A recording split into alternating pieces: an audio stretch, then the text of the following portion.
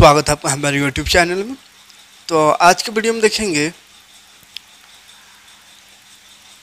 Class 9 का science परमाणु की संरचना। इस चैप्टर से 3 प्रश्न पूछे जाएंगे टर्म 2 का एग्जाम में, जो कि 28 तारीख को होने वाला है।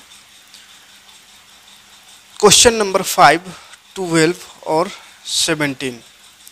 क्वेश्चन नंबर 5, 12 और 17, ये 3 क्वेश्चन यहाँ पे इस चैप्टर से रहेगा। 5 नंबर वाला क्वेश्चन जो रहेगा वो तो 2 मार्क्स का होगा, 12 नंबर में रहेगा 3 मार्क्स का, 17 नंबर में 5 मार्क्स का। कितना हो जाएगा? 5, 3, 8 और 2 10 नंबर। यानी ये वीडियो को पूरा देखिए, यहाँ से आपको 10 नंबर का क्वेश्चन मिल जाएगा। ठीक है, इसमें जो मॉडल पेपर में जो क्वेश्चन था वो क्वेश्चन का भी सॉल्यूशन दिए हैं, जो कि इस चैप्टर से था परमाणु की संरचना से, और इसके अलावे जो भी इम्पोर्टेंट क्वेश्चन है वो सारा क्वेश्चन को यहाँ पे देखेंगे। क्लियर है? तो चलिए शुरू करते हैं बिना कुछ लेट किए। चैनल में नए हो तो बस सब्सक्राइब कर लीजिएगा और बेल का आइकन को प्रेस करके नोटिफिकेशन ऑन कर लीजिएगा, ताकि कोई भी वीडियो आपसे मिस ना हो। और जैसे ही एग्ज़ाम ख़त्म होगा वैसे ही 10 क्लास का स्टार्ट कर देंगे। 3-4 चैप्टर तो मैथ पढ़ा चुके हैं, लेकिन 10 जैसे ही एग्ज़ाम ख़त्म होगा उसके बाद कंटिन्यू फिर करेंगे। कमेंट कुछ लोगों का आ रहा है कि 10 क्लास स्टार्ट करिए, तो एग्ज़ाम दे दीजिए, उसके बाद फिर 10 क्लास स्टार्ट करेंगे। कोई दिक्कत हड़बड़ी नहीं है, बहुत बढ़िया से तैयारी कराएंगे। ठीक है, तो चलिए क्वेश्चन नंबर 5 में इस तरह का क्वेश्चन रहेगा, केनाल किरणें किसे कहते हैं। ये मॉडल का क्वेश्चन है, तो मॉडल का भी क्वेश्चन देखेंगे और उसके अलावा भी। ठीक है, तो केनाल किरणें की क्या है, तो देखिए गोल्डस्टीन ने प्रयोग में पाया कि एक विशेष प्रकार की किरणें एनोड की ओर से चलकर कैथोड के छिद्रों से पार होकर विसर्जन नली को प्रकाशित कर देती है। इन किरणों को केनाल किरणें कहते हैं। या इसका लिख सकते हैं अथवा में धनावेशित कणों की बनी किरणें को केनाल किरण कहते हैं ना। केनाल किरण जो रहता है धन आवेशित रहता है, पॉजिटिव आवेश इसमें रहता है। क्लियर है? अगला प्रश्न 5 नंबर में ही ये क्वेश्चन एक इस तरह का क्वेश्चन है। तो इस तरह का क्वेश्चन पूछ सकता है, Na+ का इलेक्ट्रॉनिक विन्यास तथा संयोजी इलेक्ट्रॉन की संख्या बताइए। तो Na+ का इलेक्ट्रॉनिक विन्यास हो जाएगा 2-8। देखिए सोडियम सिर्फ रहता है Na, तो Na का इलेक्ट्रॉनिक विन्यास होता है 281, क्योंकि Na सोडियम 11 नंबर में आता है, तो ये 281 इसका इलेक्ट्रॉनिक विन्यास होगा। लेकिन चूंकि इसमें Na+ किया हुआ है, प्लस का मतलब होता है एक इलेक्ट्रॉन इसने डोनेट कर दिया किसी को। ठीक है, तो एक इलेक्ट्रॉन डोनेट कर दिया, तो इसके पास रहता 11 है, एक चला गया तो बच गया 10, तो 10 का इलेक्ट्रॉनिक विन्यास हो जाएगा 2-8। फिर बोला है इसका संयोजी इलेक्ट्रॉन, तो संयोजी इलेक्ट्रॉन यानी वैलेंस इलेक्ट्रॉन बोलते हैं लास्ट सेल वाला इलेक्ट्रॉन। तो लास्ट सेल में 8 इलेक्ट्रॉन है, तो इसीलिए इसका संयोजी इलेक्ट्रॉन हो गया 8। क्लियर है? अगला प्रश्न है 11 नंबर में इस तरह का क्वेश्चन रह सकता है, थॉमसन के परमाणु मॉडल की व्याख्या करें। तो देखिए थॉमसन का परमाणु मॉडल क्या है, तो परमाणु धन आवेशित गोले का बना होता है और इलेक्ट्रॉन उसमें धंसे होते हैं। थॉमसन का यह कहना था, जो कि सरासर गलत है। ठीक है, ऋणात्मक और धनात्मक आवेश परिणाम के समान होते हैं, परिणाम में समान होते हैं, इसलिए परमाणु विद्युतीय रूप से उदासीन होता है। ये भी गलत बात बोल दिया, विद्युत रूप से ये बोल रहा उदासीन होता है परमाणु, है ना। यानी इसमें किसी प्रकार का कोई चार्ज नहीं होता है, दोनों का आवेश प्लस माइनस बराबर होता है, तो प्लस माइनस खत्म होके और ये न्यूट्रल हो जाता है, ये कहना था थॉमसन का, है ना। तो इसका कटा तारबुज का मॉडल भी कहते हैं इसका मॉडल को। तो कटा तारबुज काट करके और बता दिया था कि तारबुज में जिस तरह से बीज काला काला घुसा हुआ है, वैसे ही इसमें इलेक्ट्रॉन है, और तारबुज का जो लाल भाग है वैसा इसमें धनात्मक गोला वो है। ठीक है, तो ये इसका मॉडल है थॉमसन का। क्लियर है? अगर देखिए 11 में ना रह के 12 नंबर में भी क्वेश्चन रह सकता है ना, 11 या 12 में इस चैप्टर से रहेगा, तो क्या रह सकता है, तो ऐसी क्वेश्चन रहेगा। देखिए संयोजकता क्या है और संभारी क्या है, इसको परिभाषित करना है। तो देखिए संयोजकता पहले देखिए, किसी तत्व की संयोजन शक्ति अथवा क्षमता उस तत्व की संयोजकता कहलाती है। तो संयोजन का जो क्षमता होता है, शक्ति होता है, उसी को संयोजकता कहते हैं। परमाणु अपना अष्टक पूरा करने के लिए जितनी संख्या में इलेक्ट्रॉनों का स्थानांतरण तथा साझेदारी करता है, यानी कि इतना इलेक्ट्रॉन किसी को देता है या लेता है या साझेदारी करता है, वही उस तत्व का संयोजकता होता है। कोई इलेक्ट्रॉन है, उसका लास्ट सेल का जो इलेक्ट्रॉन होता है, या तो उसको वो डोनेट करता है या किसी से लेता है या फिर साझेदारी करता है ना। चैप्टर पढ़ाएं उस समय बहुत बढ़िया से सब चीज़ों को समझाएं। ठीक है। अभी तो फिलहाल एग्ज़ाम की तैयारी कर रहे हैं तो ज़्यादा डिटेल नहीं जाएंगे, बस एग्ज़ाम की दृष्टि से जो जो इम्पोर्टेंट है उसको दिखाते चल रहे हैं, ठीक है। तो संयोजकता समझ में आ गया। जैसे एग्जाम्पल इसका देखते हैं, सोडियम परमाणु 11 होता है, सोडियम 11 नंबर में आता है, जिसका संयोजकता हो जाएगा 2 8 1। तो एक जो है लास्ट वाला वो संयोजी इलेक्ट्रॉन है, और चूंकि एक इलेक्ट्रॉन है तो 7 8 इलेक्ट्रॉन होना चाहिए। तो 8 पूरा करने के लिए 7 का ज़रूरत है, तो कोई तो 7 देगा नहीं, तो अपने पास जो एक एक्स्ट्रा है इसी को ये डोनेट कर देगा, तो इसीलिए इसका संयोजकता 1 हो जाएगा, ठीक है। उसके बाद संभारिक क्या है, तो संभारिक का देखिए क्या होता है। संभारिक वे तत्व जिनके परमाणु द्रव्यमान समान हो लेकिन परमाणु संख्या अलग अलग हो, यानी भिन्न हो। तो परमाणु द्रव्यमान बराबर हो और परमाणु संख्या अलग हो, भिन्न हो, तो उसको संभारिक कहते हैं। और अगर इसी का उल्टा रहे समस्थानिक, तो समस्थानिक में क्या होता है, परमाणु द्रव्यमान अलग अलग होता है और परमाणु संख्या बराबर होता है, ठीक है। तो ये संभारिक है। तो संभारिक में द्रव्यमान अलग रहेगा, वजन अलग अलग रहेगा, लेकिन संख्या बराबर होगा। जैसे आर्गन का देखिए 18 नंबर में आता है और वो कैल्शियम आता है 20 नंबर में, तो नंबर अलग अलग है लेकिन इस दोनों का वजन 40-40 ही है, यानी द्रव्यमान दोनों का सेम है। ये संभारिक, चूंकि दोनों का परमाणु द्रव्यमान समान है 40-40, लेकिन परमाणु संख्या भिन्न भिन्न है, अलग अलग है। क्लियर है। अगला क्वेश्चन देखते हैं। इस तरह का भी क्वेश्चन रह सकता है। अगला को 12 नंबर में है, इस तरह का क्वेश्चन पूछ सकता है, किसी तत्व के परमाणु में 11 प्रोटॉन है और 12 न्यूट्रॉन है, तो उस परमाणु का परमाणु संख्या बताना है, द्रव्यमान संख्या और संयोजकता, 3 चीज़ बताना है। तो देखिए परमाणु संख्या प्रोटॉन की संख्या के बराबर होता है, ठीक है। परमाणु संख्या प्रोटॉन की संख्या को ही कहते हैं। प्रोटॉन की संख्या जितना है परमाणु संख्या भी उतना ही होता है, और प्रोटॉन की संख्या जितना होता है उतना ही इलेक्ट्रॉन की संख्या होता है। तो फिर इलेक्ट्रॉन की संख्या अगर है बराबर है प्रोटॉन की संख्या, तो इलेक्ट्रॉन की संख्या को परमाणु संख्या क्यों नहीं कहते हैं। तो इसलिए इलेक्ट्रॉन की संख्या को परमाणु नहीं कहते हैं, क्योंकि इलेक्ट्रॉन डोनेट होता है, या ये किसी से गेन भी करता है, या तो देता है इलेक्ट्रॉन या लेता है, यानी कम बेसी इलेक्ट्रॉन हो सकता है, लेकिन प्रोटॉन इधर उधर नहीं जाता है। इसलिए प्रोटॉन की संख्या से ही परमाणु संख्या निर्धारित किया जाता है, ठीक है।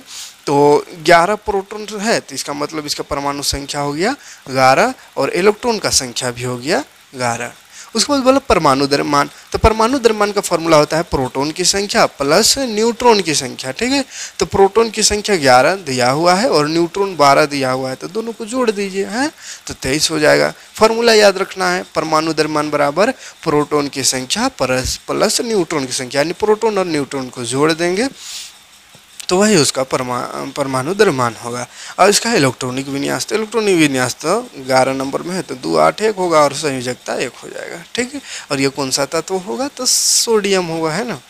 अगला प्रश्न देखिए, अब 17 नंबर में कैसा क्वेश्चन आ सकता है, तो ये 17 नंबर का क्वेश्चन 17 बी 2 क्वेश्चन है, ए भी करके, ठीक है। समस्थानिक सब क्या समझते हैं, उदाहरण से व्याख्या करना है। तो समस्थानिक तब ये बताए थे, वैसे तत्व जिनकी परमाणु संख्या एक समान बराबर हो लेकिन द्रव्यमान संख्या अलग अलग हो, उसी को समस्थानिक कहते हैं। जैसे कार्बन देखिए, दोनों का परमाणु संख्या सेम सेम है, कार्बन कार्बन, लेकिन 6 नंबर में दोनों है कार्बन, लेकिन एक का द्रव्यमान 12, एक का द्रव्यमान 14 है। क्लियर है। अच्छा, समस्थानिक का उपयोग बोला है अगला में लिखने, तो समस्थानिक का उपयोग देखिए, घेंघा रोग के इलाज में आयोडीन के समस्थानिक का उपयोग होता है, कैंसर में कोबाल्ट के समस्थानिक का उपयोग होता है, यूरेनियम भी एक समस्थानिक का उपयोग परमाणु भट्ठी के में ईंधन के रूप में होता है, या परमाणु बम बनाने के लिए भी होता है, ठीक है। चलिए आगे बढ़ेंगे। और 17 नंबर में इस टाइप से एक क्वेश्चन रह सकता है, इसमें भी ए बी करके 2 क्वेश्चन है, दोनों को समझते हैं। देखिए पहला क्वेश्चन है, इलेक्ट्रॉन प्रोटॉन और न्यूट्रॉन की गुणों की तुलना करें, यानी तीनों गुणों को लिखना है, तुलना करना है, तीनों में क्या फ़र्क है। तो देखिए सबसे पहले इलेक्ट्रॉन प्रोटॉन न्यूट्रॉन देख लीजिए, तीनों दिखा हुआ है, तीनों का संकेत दिखेंगे, फिर द्रव्यमान, फिर आवेश, ठीक है। तो इलेक्ट्रॉन का संकेत इस तरह से होता है, देख लीजिए ई से लिखते हैं और नीचे 1 ऊपर 0। द्रव्यमान होता है 9.108 इंटू, ये पॉइंट नहीं, ये इंटू है ना, पॉइंट मतलब इंटू 10 का पावर -31 किलोग्राम होता है इलेक्ट्रॉन का। और ये इसका आवेश जो होता है, ऋण आवेश मतलब माइनस में होता है, कितना आवेश होता है, तो 1.602 into 10 to the power -19 coulomb, ठीक। उसके बाद प्रोटॉन का बात करें तो प्रोटॉन को P से लिखते हैं। इसका द्रव्यमान जो होता है 1.676 इंटू, यहाँ इंटू होगा 10⁻⁻27 किलोग्राम होता है। और इसका आवेश जो होता है धन होता है, यानी कि प्लस होता है। और कितना होता है तो 1.602 इंटू 10⁻19 कूलम, ठीक है, प्लस में होता है, -19 कूलम लेकिन प्लस में। और न्यूट्रॉन की बात करें तो न्यूट्रॉन को N से दर्शाते हैं, देख लीजिए। और इसका द्रव्यमान 1.676 इंटू 10⁻⁻27 किलोग्राम, यानी प्रोटॉन और न्यूट्रॉन का द्रव्यमान सेम होता है। और ये न्यूट्रॉन जो होता है उदासीन होता है, यानी इसमें किसी प्रकार का चार्ज नहीं होता है, आवेश नहीं होता है। अगला क्वेश्चन है, हाइड्रोजन के समस्थानिकों जैसे HDT क्या है? हाइड्रोजन का समस्थानिक है ड्यूटेरियम और ट्राइटेनियम के लिए प्रत्येक में पाए जाने वाले 3 अपरमाणु कणों की सारणीबद्ध करना है, ठीक है। तो चलिए तीनों का सारणी यहाँ पे आपको बना दिए। देखिए एक प्रोटियम होता है, हाइड्रोजन का जो पहला 1 उसका प्रोटियम नाम देते हैं, D से लिखते हैं, इसको ड्यूटेरियम कहते हैं। और H से T से ट्राइटेनियम होता है, जो कि 3 होता है द्रव्यमान, ड्यूटेरियम का द्रव्यमान 2 और प्रोटियम का द्रव्यमान 1 होता है, ठीक है। तो इसका द्रव्यमान संख्या 1 हो गया। और इसका प्रोटॉन की संख्या भी 1, न्यूट्रॉन की संख्या 0 और इलेक्ट्रॉन संख्या 1 हो गया। लेकिन ड्यूटेरियम का बात करें तो ड्यूटेरियम ऊपर 2 है, यानी द्रव्यमान संख्या 2 हो गया। तो 2 में द्रव्यमान संख्या में परमाणु संख्या घटाएंगे तो आ जाएगा प्रोटॉन की संख्या 1। फिर प्रोटॉन संख्या न्यूट्रॉन बराबर होता है तो 1 हो गया, न्यूट्रॉन भी, इलेक्ट्रॉन भी बराबर होता है तो इलेक्ट्रॉन 1 हो गया। अच्छा, प्रोटॉन और न्यूट्रॉन बराबर होता है, प्रोटॉन और इलेक्ट्रॉन, न्यूट्रॉन बराबर नहीं होता, ठीक है। न्यूट्रॉन बोलते हैं माइनस करने से न्यूट्रॉन आता है, ठीक है। तो 2 में घटाएंगे 1। इस तरह इसका देखेंगे ट्रिटियम का तो 3 हो गया इसका द्रव्यमान संख्या। प्रोटॉन तो 1 ही है, प्रोटॉन की संख्या परमाणु संख्या नीचे वाला प्रोटॉन संख्या है तो 1 है। और दोनों को घटाएंगे 3 में 1 तो 2 बचेगा, ये न्यूट्रॉन की संख्या है। और इलेक्ट्रॉन जो है प्रोटॉन के बराबर, यानी प्रोटॉन 1 है तो न्यूट्रॉन भी 1 होगा। चलिए आगे बढ़ें। चलिए 17 नंबर में और इस तरह से क्वेश्चन पूछ सकता है, थोड़ा लॉन्ग क्वेश्चन। रदरफोर्ड के परमाणु का नाभिक मॉडल क्या था? रदरफोर्ड का परमाणु नाभिक मॉडल लिखना है। बी नंबर में है रदरफोर्ड के परमाणु मॉडल में क्या कमी थी और नील्स बोर उन कमियों को दूर करने के लिए परमाणु का क्या मॉडल बनाया। तो पहले इसका परमाणु मॉडल देखेंगे रदरफोर्ड का। तो रदरफोर्ड का कहना था कि परमाणु का केंद्र धनाश्रित होता है, यानी प्लस होता है, जिसे नाभिक कहा जाता है। एक परमाणु का लगभग संपूर्ण द्रव्यमान नाभिक में होता है, तो ये एकदम सही बात है। दूसरा इसका कहना था इलेक्ट्रॉन नाभिक के चारों ओर वर्तुलाकार मार्ग में चक्कर लगाता है, यही इसका गलत बात था, ठीक है। अगला क्वेश्चन है, नाभिक का आकार परमाणु का आकार की तुलना में काफ़ी कम होता है, तो ये भी सही है। लेकिन दूसरा पॉइंट जो बोला था, ये वाला बात जो था गलत था, ये कमी था इसका, तब इसको दूर किया नील्स बोर ने, ठीक है।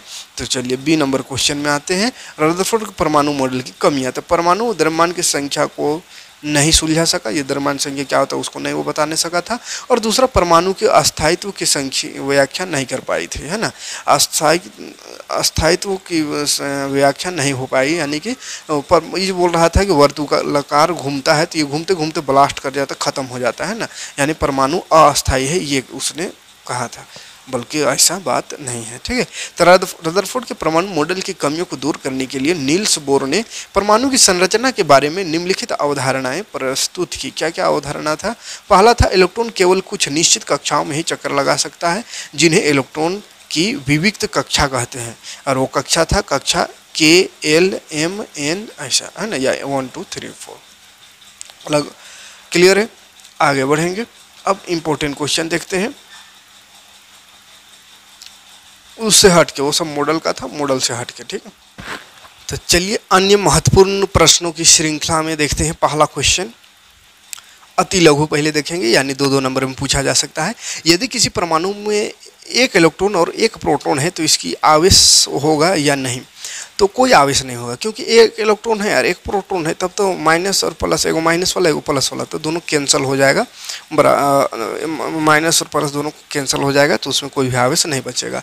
रदरफोर्ड के परमाणु मॉडल के अनुसार परमाणु के नाभिक में कौन सी अपरमाणु कण विद्यमान है? तो अपरमाणु कण जो है उसको प्रोटॉन कहते हैं, जो कि धन आवेशित होता है। अगला क्वेश्चन है, इलेक्ट्रॉन का आविष्कार किसने किया? तो जे टॉमसन, याद रखिएगा जे टॉमसन। प्रोटॉन के आविष्कार ई गोल्डस्टीन, और न्यूट्रॉन के आविष्कार जेम्स चैडविक ने 1932 में, जेम्स चैडविक है ना। और अगर नाभिक का आविष्कार रहे तो रदरफोर्ड। कैथोड से निकलने वाले ऋण आवेशित कण को क्या कहते हैं? तो इलेक्ट्रॉन कहते हैं। कैथोड से जो निकलता है ऋण आवेशित कण, उसको इलेक्ट्रॉन कहते हैं। अगला प्रश्न की ओर बढ़ेंगे, थोड़ा लंबा, जो कि 2 और 3 ही में पूछ सकता है। परमाणु के 3 अपरमाणु कणों का नाम लिखना है। इलेक्ट्रॉन, प्रोटॉन और न्यूट्रॉन, ये अपरमाणु कण है, ठीक है। इलेक्ट्रॉन, प्रोटॉन और न्यूट्रॉन। परमाणु उदासीन है, इस तथ्य को टॉमसन के मॉडल के आधार पर स्पष्ट करें। तो टॉमसन ने जो मॉडल दिया था 1899 में, उसने कहा था परमाणु धनात्मक क्षेत्र से बना है, जिसे ऋणात्मक कण इलेक्ट्रॉन यहाँ वहाँ बिखरे हुए हैं, यानी तरबूज को कटा हुआ तरबूज मॉडल, ठीक है। परमाणु के धनात्मक और ऋणात्मक आवेश एक दूसरे को संतुलित अथवा काट देते हैं, इसलिए परमाणु उदासीन होता है। ये कहना था टॉमसन का, जो कि बिल्कुल गलत बात था, है ना। लेकिन गलतियों को पढ़ना पड़ता है साइंस में, यही सब थोड़ा दिक्कत है, क्योंकि गलती से भी सीखा जा सकता है, ठीक है। अगला प्रश्न है, तीसरा नंबर, अगर किसी परमाणु का K तथा L कोष भरा है तो उस परमाणु के इलेक्ट्रॉनों की संख्या क्या होगी? तो K अगर भरा है तो K में 2 होता है, और L कोष भरा है तो L में 8 होता है, तो परमाणु संख्या 10 होगा, 8 और 2 10। अगला प्रश्न है, जे टॉमसन के परमाणु मॉडल की क्या सीमाएं थी? तो जे टॉमसन का क्या सीमा थी, यानी क्या गलती थी? तो वो तो पूरा गलती बता दिया था सब कुछ, है ना। तो क्या था? तो देखिए, जे टॉमसन के परमाणु संरचना मॉडल के परमाणु की उदासीन प्रकृति की भलीभांति व्याख्या थी, उदासीन बोल दिया, परंतु अन्य वैज्ञानिकों द्वारा किए गए प्रयोगों ने निष्कर्ष यह मॉडल नहीं दर्शा पाया, तो ये इसका खामियां थी। परमाणु संख्या क्या है? तो देखिए, परमाणु संख्या जो होता है किसी तत्व के नाभिक में उपस्थित प्रोटॉन की कुल संख्या है। प्रोटॉन की कुल संख्या को ही परमाणु संख्या कहते हैं, लेकिन प्रोटॉन और इलेक्ट्रॉन की संख्या बराबर होती है, फिर भी इलेक्ट्रॉन की कुल संख्या को परमाणु संख्या नहीं कह सकते हैं। क्यों? तो कंसेप्ट याद रखिएगा, इलेक्ट्रॉन जो है ट्रांसफर हो जाता है, या तो दे देता है किसी को या ले लेता है, तो इलेक्ट्रॉन घट या बढ़ सकता है, इसीलिए इलेक्ट्रॉन की संख्या से परमाणु संख्या निर्धारित नहीं होता है। अदरवाइज ये चेंज होते जाता है ना, कहीं से इलेक्ट्रॉन दे देता तो कम हो जाता है इलेक्ट्रॉन, तो परमाणु संख्या अलग हो जाता, किसी से इलेक्ट्रॉन ले लेता तो फिर परमाणु संख्या ज़्यादा हो जाता है ना। इसीलिए प्रोटॉन की संख्या को ही परमाणु संख्या निर्धारित किया गया प्रोटॉन की संख्या से, क्योंकि प्रोटॉन की संख्या घटता या बढ़ता नहीं है, ठीक है। अर्थात प्रोटॉन परमाणु संख्या बराबर होता है नाभिक में प्रोटॉन की कुल संख्या, यानी P ये बराबर होता है इलेक्ट्रॉन की संख्या से, है ना। तो Z बराबर P बराबर E, यानी Z क्या है, परमाणु संख्या को Z से लिखते हैं, और प्रोटॉन की संख्या P है और इलेक्ट्रॉन की संख्या E, सब बराबर होता है। द्रव्यमान संख्या क्या है? तो द्रव्यमान संख्या क्या है? देखिए, किसी तत्व का द्रव्यमान संख्या जो होता है उसके परमाणु में उपस्थित प्रोटॉन और न्यूट्रॉन की संख्या के योग होता है। प्रोटॉन और न्यूट्रॉन जो रहता है, ये दोनों को जोड़ देंगे तो वही कहलाता है द्रव्यमान संख्या। याद रखने का, प्रोटॉन और न्यूट्रॉन का योग द्रव्यमान संख्या कहलाता है। कार्बन और सोडियम के परमाणुओं के लिए इलेक्ट्रॉनिक वितरण लिखे। कार्बन और सोडियम का लिखना है, तो कार्बन आता है 6 नंबर में, तो क्या हो जाएगा? देखिए, 6 नंबर में आता है तो 2 और 6 इसका इलेक्ट्रॉनिक विन्यास हो जाएगा। सोडियम आता है 11 नंबर में, तो हो जाएगा 2 8 और 1। अगला प्रश्न की ओर बढ़ेंगे, समस्थानिक और संभारिक के किसी एक युग्म का इलेक्ट्रॉनिक विन्यास लिखना है। एक युग्म यानी एक जोड़ा का, ठीक है। तो समस्थानिक का एक जोड़ा ले लेते हैं, C यानी कार्बन, जो कि दोनों 6 नंबर में है, लेकिन एक द्रव्यमान संख्या 12 एक 14 है, तो ये क्या हो गया? समस्थानिक। समस्थानिक तब ये बता रहे हैं परमाणु संख्या बराबर होगा, ये देखिए 6 है यानी बराबर है, लेकिन द्रव्यमान संख्या अलग होगा, एक 12 है एक 14 है, ठीक है। तो इसका इलेक्ट्रॉनिक विन्यास क्या होगा? तो 2 6 2 4 आगे 6 नंबर में है। संभारिक बोला है, तो संभारिक में क्या होता है? ऊपर वाला बराबर, यानी कि द्रव्यमान संख्या बराबर और नीचे परमाणु संख्या अलग अलग। देखिए, कैल्शियम और आर्गन दोनों, एक 20 नंबर में एक 18 नंबर में, लेकिन दोनों का द्रव्यमान 40-40 है, तो दोनों का निकाल दीजिए। क्या चीज़ लिखना है? इलेक्ट्रॉनिक विन्यास। तो कैल्शियम का इलेक्ट्रॉनिक विन्यास हो जाएगा 2 8 8 2, ठीक है, 2 8 10 10 20, है ना। और आर्गन का इलेक्ट्रॉनिक विन्यास हो जाएगा 2 8 8 8 2 10 और 8 18, क्लियर है? आगे बढ़ेंगे अगले प्रश्न की ओर। तो देखिए अगला प्रश्न दिख रहा है, निम्न में समस्थानिक और समभारिक को पहचानना है। कौन समस्थानिक है कौन समभारिक है ये पहचानना है। समस्थानिक मतलब होता है स्थान सेम यानी परमाणु संख्या सेम, और समभारिक मतलब भार सेम यानी कि द्रव्यमान सेम। ठीक है, तो स्थान नीचे से दिखाते, ये नीचे जो लिखा रहता है वो स्थान है यानी परमाणु संख्या है। तो परमाणु संख्या इसमें देखिए बराबर है, तो बराबर है परमाणु संख्या, और ऊपर में अलग अलग है 16 और 18 अलग अलग है, यानी ये समस्थानिक है। और दूसरा हम देखिए नीचे वाला अलग अलग है ऊपर वाला बराबर है, तो ये क्या है? समभारिक। ठीक है, आगे बढ़ेंगे तो मैग्नीशियम और एल्यूमिनियम का इलेक्ट्रॉनिक विन्यास लिखने को कहा है और इसका संयोजी इलेक्ट्रॉनों की संख्या बताना है। तो मैग्नीशियम 12 नंबर में आता है, तो इसका इलेक्ट्रॉनिक विन्यास 282 हो जाएगा। तो लास्ट वाला को संयोजी इलेक्ट्रॉन कहते हैं, तो लास्ट में 2 है तो संयोजी इलेक्ट्रॉन 2 हो जाएगा। उसके बाद एल्यूमिनियम होता है 13 नंबर में, तो 13 नंबर होता है तो 2 8 और 3 होगा 13, और लास्ट वाला को संयोजी इलेक्ट्रॉन कहते हैं, तो लास्ट में 3 है इसलिए संयोजी इलेक्ट्रॉन 3 हो जाएगा। अगला क्वेश्चन है, सिलिकॉन और ऑक्सीजन का उदाहरण लेते हुए संयोजकता को परिभाषित करना है। सिलिकॉन और ऑक्सीजन का उदाहरण लेते हुए, तो किसी तत्व के परमाणु की संयोगात्मक क्षमता को उसकी संयोजकता कहते हैं। परमाणु अपने बाह्यतम कोष को पूर्ण करने के लिए जितने इलेक्ट्रॉन खोता, पाता या बांटता है, यानी लेता है या देता है या साझा करता है, तो वही उसका संयोजकता कहलाता है। ऑक्सीजन और सिलिकॉन दोनों का एग्जाम्पल ले लेते हैं, है ना, एग्जाम्पल लेते हुए बताना है। तो एग्जाम्पल लिए, ऑक्सीजन 8 नंबर में आता है, सिलिकॉन 14 नंबर में आता है। तो देखिए ऑक्सीजन का इलेक्ट्रॉनिक विन्यास 2 और 6 हो जाएगा, सिलिकॉन का 2 8 4 हो जाएगा। तो संयोजी इलेक्ट्रॉन ऑक्सीजन का लास्ट में 6 है तो 6 हो गया, और सिलिकॉन का हो गया 4। तो संयोजकता क्या हो जाएगा? 6 में कितना जरूरत है? 2 का जरूरत है, तो 2 किसी से भी ले सकता है, तो इसलिए संयोजकता 2 यानी 2 लिया। और इसमें 4 है तो 4 ना देगा किसी से ना लेगा, साझा करेगा, तो इसका संयोजकता 4 हो गया। ठीक है, तो ऑक्सीजन की संयोजकता 2 है क्योंकि 2 इलेक्ट्रॉन प्राप्त कर अपना बाह्यतम कोष पूर्ण कर सकता है। सिलिकॉन की संयोजकता 4 है क्योंकि 4 इलेक्ट्रॉन खोकर, पाकर या बांटकर अपना बाह्यतम कोष पूरा कर सकता है। अगला प्रश्न में आएंगे 12 नंबर में, यदि तत्व Z बराबर Z3 है, तत्व का Z बोलते हैं परमाणु संख्या को, तो परमाणु संख्या 3 है, तो बोला है तत्व की संयोजकता क्या होगी, तत्व का नाम क्या होगा? तो परमाणु संख्या 3 है, यानी तीसरा नंबर में कौन आता है? तो हाइड्रोजन, हीलियम, लिथियम है। तीसरा नंबर में लिथियम आता है, तो लिथियम का है। अब इसका इलेक्ट्रॉनिक विन्यास क्या हो जाएगा? 2 1 है, संयोजक इलेक्ट्रॉन 1 और संयोजकता भी 1, और क्या है तत्व का नाम? लिथियम।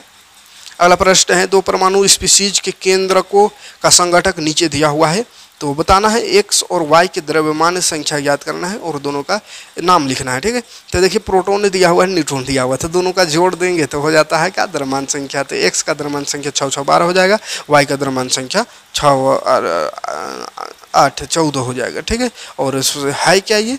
तो प्रोटॉन की संख्या x है, x का भी 6 है, y का भी 6, तो 6 कौन नंबर किसका होता है?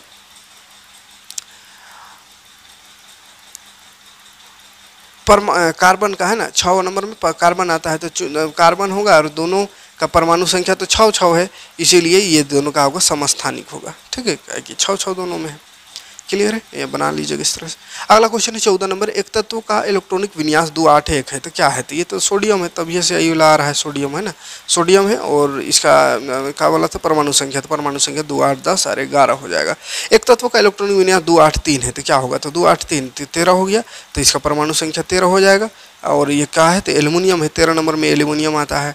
ठीक है, अब अंकी के प्रश्न देखते हैं, थोड़ा मैथमेटिकल क्वेश्चन अगर पूछे तो कैसा पूछ सकते हैं। देखिए किसी तत्व के इलेक्ट्रॉन की संख्या 8 है और प्रोटॉन की संख्या भी 8 है, तब परमाणु संख्या क्या होगा? तो परमाणु संख्या हो जाएगा प्रोटॉन की संख्या बराबर परमाणु संख्या, तो 8 को प्रोटॉन है तो 8 ही हो जाएगा इसका परमाणु संख्या। प्रोटॉन की संख्या 8 दिया हुआ है। धनात्मक आवेश का होगा, प्रोटॉन धन होता है, धन प्रोटॉन याद रखिएगा, प्रोटॉन कैसे होता है? धनात्मक, तो प्रोटॉन 8 को है तो धनात्मक भी धनात्मक संख्या 8 हो जाएगा। इलेक्ट्रॉन की संख्या भी 8 है और इलेक्ट्रॉन माइनस होता है तो ऋण आवेश 8 हो जाएगा, ऋण आवेश में -8 होगा। क्यों? क्योंकि इलेक्ट्रॉन 8 को है और इलेक्ट्रॉन में माइनस चार्ज होता है। तो कुल आवेश कितना हो गया? 8 को माइनस 8 को प्लस, तो कैंसिल हो गया तो 0 हो जाएगा। ठीक है, प्लस माइनस घटेगा ना तो कट खत्म हो गया 0। एक तत्व का द्रव्यमान संख्या 23 है और उसमें 11 इलेक्ट्रॉन है, तो बोला है प्रोटॉन और न्यूट्रॉन की संख्या क्या होगा। तो देखिए प्रोटॉन की संख्या तो इलेक्ट्रॉन की संख्या बराबर होगा, तो इलेक्ट्रॉन 11 गए तो प्रोटॉन की संख्या 11 आ गया। उसके बाद बोला द्रव्यमान, परमाणु द्रव्यमान इसमें दिया हुआ था कितना? परमाणु द्रव्यमान 23 दिया हुआ है और परमाणु द्रव्यमान का फॉर्मूला होता है प्रोटॉन प्लस न्यूट्रॉन। तो 23 देख लिए परमाणु द्रव्यमान दिया हुआ है, प्रोटॉन 11 दिया हुआ है, न्यूट्रॉन नहीं दिया हुआ है। तो 23 में 11 घटाएंगे तो न्यूट्रॉन आ जाएगा 12 और परमाणु संख्या प्रोटॉन की संख्या बराबर होता है 11। ठीक है, आगे बढ़े तो एक तत्व की परमाणु क्रमांक दिया हुआ है, यानी 11 नंबर में वो तत्व आता है, तो 11 नंबर में तो सोडियम आता है। परमाणु द्रव्यमान 23 है बोल रहा है, तो तत्व के परमाणु में प्रोटॉन इलेक्ट्रॉन और न्यूट्रॉन बताना है। तो परमाणु में प्रोटॉन इलेक्ट्रॉन न्यूट्रॉन कितना होगा, देखिए प्रोटॉन की संख्या परमाणु की संख्या को बराबर होता है, तो 17 हो जाएगा। 17 का है को होगा रे बाबा, 11 ना होगा। इलेक्ट्रॉन की संख्या भी वो भी परमाणु की संख्या होती है, ये भी 11 हो जाएगा। और न्यूट्रॉन की संख्या परमाणु के द्रव्यमान और प्रोटॉन की संख्या को घटाने से आता है, तो न्यूट्रॉन की संख्या 23 - 11 12 हो जाएगा। ठीक है, चलिए आगे बढ़ेंगे अगले प्रश्न की ओर, फटाफट देखते हैं, ज़्यादा नहीं थोड़ा सा सब्र करिएगा, पूरा देखिएगा, पूरा देख के जाइएगा, पूरा याद करके जाइएगा, तो पूरा नंबर आपको आ जाएगा, कोई नहीं बचाएगा पूरा नंबर लाने से।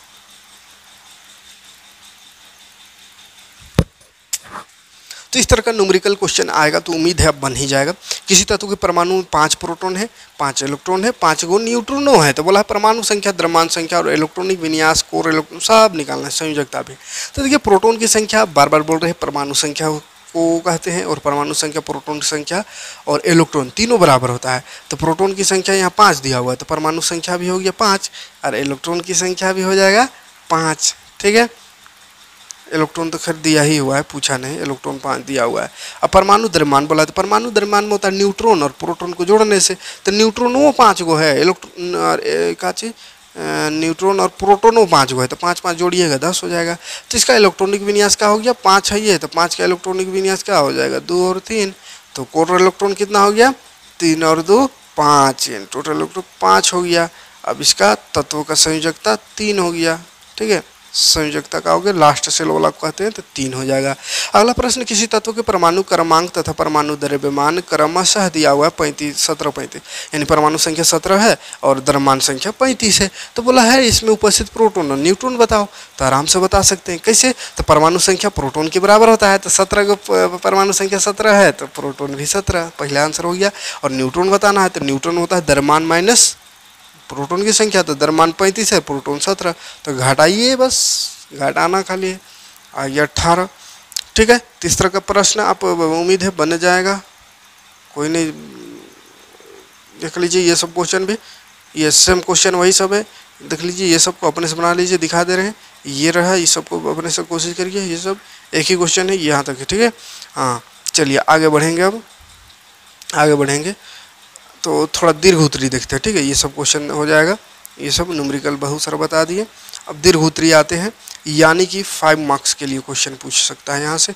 समस्थानिक किसे कहते हैं, हाइड्रोजन कितने समस्थानिक होता है, प्रत्येक में उपस्थित इलेक्ट्रॉन और न्यूट्रॉन की संख्या याद करें। तो चलिए समस्थानिक वाला क्वेश्चन बार बार बता रहे हैं, फिर से एक बार बता दे रहे हैं। वैसे तत्व जिनकी परमाणु संख्या बराबर लेकिन द्रव्यमान संख्या अलग अलग हो तो उसी को समस्थानिक कहते हैं। हाइड्रोजन का बोला है तीनों समस्थानिक को लिखिए, तो एगो होता है प्रोटियम 1 और ड्यूटेरियम 1 2 होता है, और टाइटेनियम 1 3 होता है, यानी परमाणु संख्या सबका सेम है, लेकिन एक का द्रव्यमान संख्या 1, दूसरा का द्रव्यमान संख्या 2, तीसरा का द्रव्यमान संख्या 3 है। ठीक है, तो चलिए इसमें फिर और भी पूरा लिखना है, इलेक्ट्रॉन न्यूट्रॉन की संख्या कितना है उस सबको। तो प्रोटियम 1 1 में आता है, तो इलेक्ट्रॉन 1 हो गया, तो न्यूट्रॉन 1 में 1 माइनस करेंगे 0 हो जाएगा।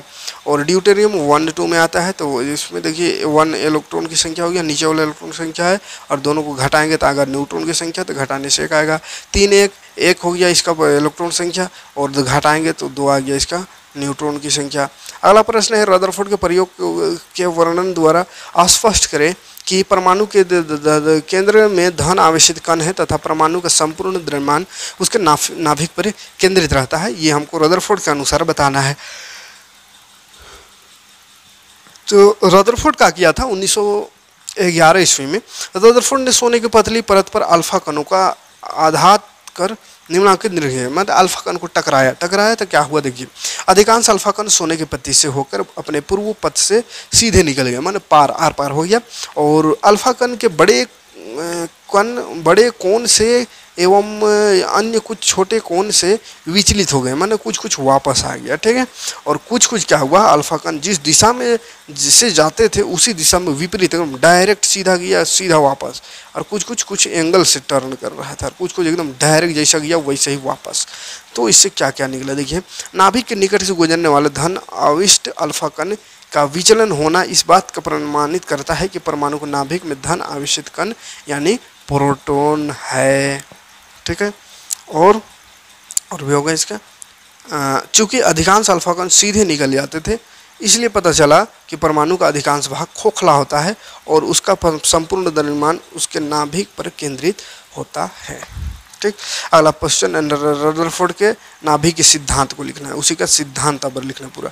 तो देखिए इसमें जो सिद्धांत है इसका, रदरफोर्ड ने सोने के पत्ती में अल्फा कण को आघात कर परमाणु के बारे में निम्नलिखित निष्कर्ष निकाले। तो क्या क्या निष्कर्ष निकला, पहला निष्कर्ष था कि परमाणु गोलाकार होता है, दूसरा निष्कर्ष था कि परमाणु का अधिकांश भाग खाली होता है, तीसरा निष्कर्ष था कि परमाणु का संपूर्ण धन आवेश एवं लगभग संपूर्ण द्रव्यमान परमाणु के केंद्र में केंद्रित रहता है, सही बात है अभी तक।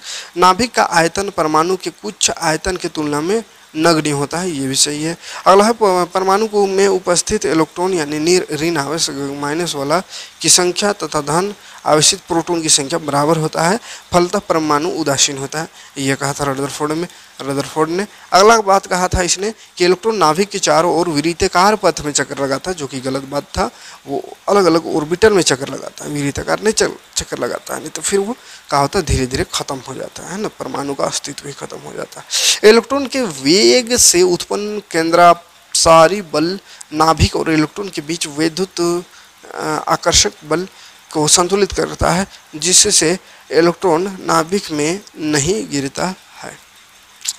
अगला प्रश्न, पहले 18 तत्वों की कुछ कक्षाओं के इलेक्ट्रॉनिक विन्यास के नियम को लिखिए।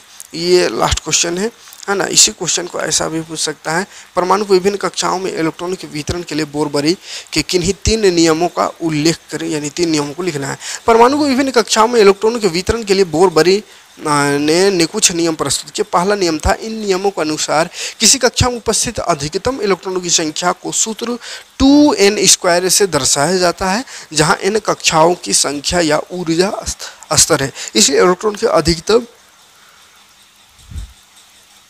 संख्या k में, देखिए k पहला कक्षा है, तो पहला कक्षा n1 हो जाएगा, n 2n² तो 2 × n², n अरे कहाँ गया, 2 × n मान होता है 1 का स्क्वायर, तो 1 का स्क्वायर 1 और 2, तो 1 2 जा गुना करेंगे तो 2 होगा।